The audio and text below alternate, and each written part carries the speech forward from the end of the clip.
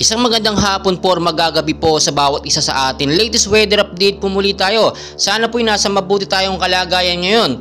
So patuloy pa rin pong binabantayan ito nga pong bagyo nga po sa labas ng ating Philippine Area of Responsibility. Muli pong namataan na may estimated pong layong 2,300 kilometers east of southeastern Luzon po yan. Ito nga pong si Bagyong Bulabin. Ngayon po may lakas na hangin na umaabot na po, pumapalo na sa 130 kilometers per hour. Na may bugso naman pong pumapalo sa 160 km per hour. Pa-northwestward po ang kilos sa bilis naman po na 20 km per hour. So makikita nyo sa ating pinaka-live radar, no?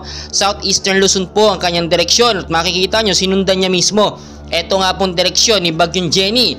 And as of now, no, wala pa naman ito sa ating Philippine Area of Responsibility. Pero meron po itong maliit lamang na epekto sa ating bansang Pilipinas dahil nga po sa hanging habagat. Makikita nyo mabuti, no? Obserbahan po natin yung pinakamata. Ito nga po si Bagyong Bulabin, no? At ito po'y posibleng maging super typhoon sa paglipas lamang ng ilang mga araw, ilang oras, depende po sa kanyang paglakas. Ito po, no, makikita nyo 130 km per hour, pa northwestward po ang kilo sa bilis naman na 20 km per hour.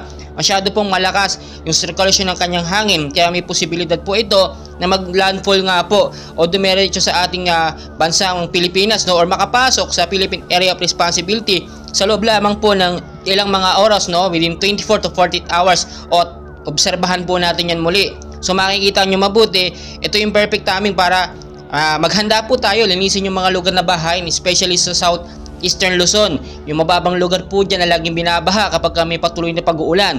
Bukod pa po dito sa bagyong ito, ay pinag-iingat po rin, no, yung mga lugar nga po na patataas dahil nga rin po sa patuloy na pag-uulan, posibleng lumambot ang lupa na maging cause naman po ng landslide. Kahit wala pa namang bagyo sa loob ng ating Philippine Area of Responsibility, nandyan po ang southwest monsoon or hanging habagat nga po na siya nagpapaulan ng biglaan, madalas sa hapon at inaabot pa po ito hanggang sa gabi. Tignan nyo mabuti, ina-estimate po natin dito, itong darating po na linggong to, no, ay posibleng pumasok sa ating Philippine Area of Responsibility itong si Bagyong Bulabin. Pero siyempre obserbahan natin yung direksyon niya.